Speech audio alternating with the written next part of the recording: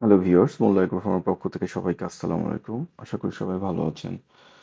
আসলে আমার ব্যস্ততার কারণে ভিডিও ঠিক মতো ওইভাবে দেয়া হয় না। আমি আমার একটা নতুন বিজনেস নিয়ে একটু ব্যস্ত। তো এর মধ্যে আসলে বেশ কিছুদিন যাবতীয় আমার ঘাসের কোনো পরিচর্যা করা হয় নাই আমার এই ব্যস্ততার জন্য।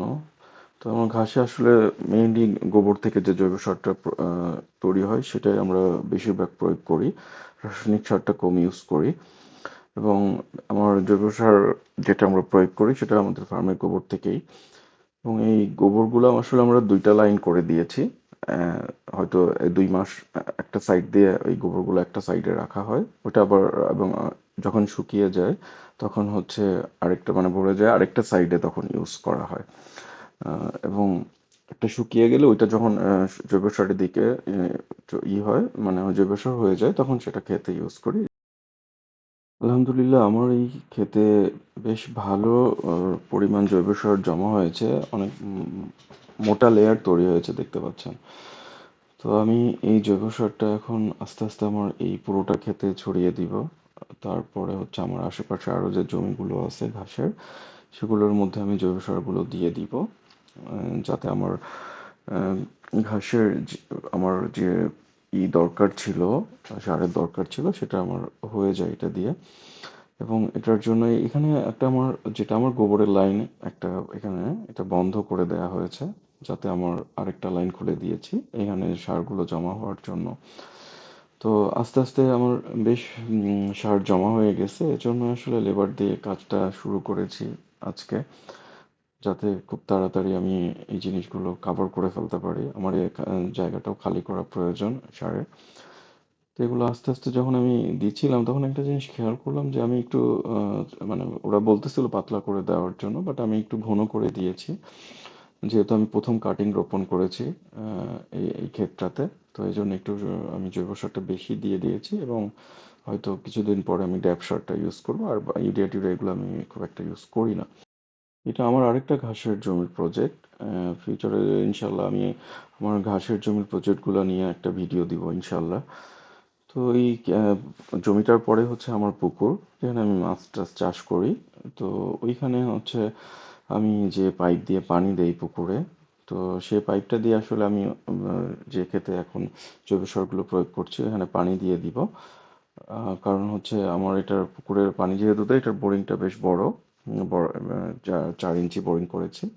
তো এটা দিয়ে পানি দিলে আমার হচ্ছে খুব কম সময় লাগে খেতে পানি হয়ে যেতে। একটা জিনিস আপনারা অবশ্যই করবেন, যখনই জৈব সার প্রয়োগ করবেন, তারপর সাথে সাথে পানিটা দিয়ে দেওয়ার চেষ্টা করবেন। দিয়ে ৩-৪ দিন রোদটা পাওয়ার পরে আমি একটু ড্যাপ সারটা ইউজ করি। আমার ক্ষেতের পাইপের লাইন মোটামুটি আমি টেনে দিয়েছি। এখন পানির কাজ শুরু করে দিব। পানি মোটামুটি দেওয়া শুরু হয়ে গেছে, ক্ষেতে পানি যাচ্ছে। হয়তো বেশ ১ ঘন্টার মধ্যে ইনশাল্লাহ হয়ে যাবে। আর আমি যে এই ক্ষেতের পাশে আমার আরেকটা যে জমিটা দেখতে পাচ্ছেন এখানে আমি এখন কিছু আরো জৈব সার দিব, কারণ এই ক্ষেত্রে আমি রেডি করতেছি। আমি এখানে তাইওয়ান হাইব্রিড যে ঘাস সেটা আমি এখানে রোপণ করব। আমি অলরেডি কাটিং এর অর্ডার দিয়ে দিয়েছি। আর গুয়াতেমালো যে ঘাসটা এটা আমি অলরেডি কাটিং এর অর্ডারও দিছি। এটা কিন্তু এটা গুয়াতেমালোটা হচ্ছে আমার উপরে মানে উঁচু জমিতে রোপণ করতে হয়। তো সেখানে আমি রোপণ করবো, এটা আমি পরের কোনো ভিডিওতে ইনশাল্লাহ দিয়ে দিব। এই দেখেন, আলহামদুলিল্লাহ আমার মোটামুটি পানি হয়ে গিয়েছে। তো এইভাবে হয়ে গেলে দেখা যাচ্ছে যে মোটামুটি খুব তাড়াতাড়ি আমি নেক্সট কোনো ভিডিওতে আমি চেষ্টা করব আপনাদের এই আমার এই ঘাসের একটা আপডেট দেওয়ার জন্য, যে ঘাসগুলো কি পরিমাণ গ্রোথ হলো, কিভাবে কতটুকু বাড়লো, একটা নির্দিষ্ট কতদিন পরে আমি এটার একটা ভিডিও দেওয়ার চেষ্টা করব ইনশাল্লাহ।